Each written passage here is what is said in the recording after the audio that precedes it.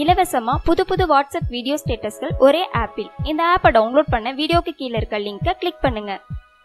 இயக்குனர் சிவா டைரக்ஷன்ல அஜித் நடிச்சிருக்க படம் தான் விஸ்வாசம். வீரம், வேதாளம், விவேகம் படங்களை தொடர்ந்து 4வது முறையா கூட்டணி சேர்ந்து விஸ்வாசம் படத்தை வெளியிட்டாங்க. படமும் மக்கள் மத்தியில நல்ல வரவேற்பை பெற்றிருந்துச்சு.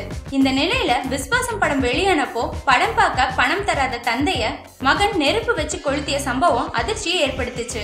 அதோட சர்ச்சைகள் முடியறதுக்கு முன்னாடியே விஸ்வாசம் கட் அவுட்டுக்கு பாலாபிஷேகம் செய்யறதுக்காக கட் அவுட் மேல ரசிகர்கள் ஏறி கட் அவுட் சாஞ்சு விழுந்து 6 பேர் படுகாயமடைந்த சம்பவம் மேலும் சர்ச்சையை ஏற்படுத்துச்சு. இந்த நிலையில புதுச்சேரியில இருக்க தியேட்டர்ல படம் பார்த்துட்டு இருந்த ராஜ்குமார்ன்ற அஜித் ரசிகர் இன்டர்வல் வரைக்கும் விசில் அடிச்சுட்டு ஜாலியா தான் இருந்திருக்காரு.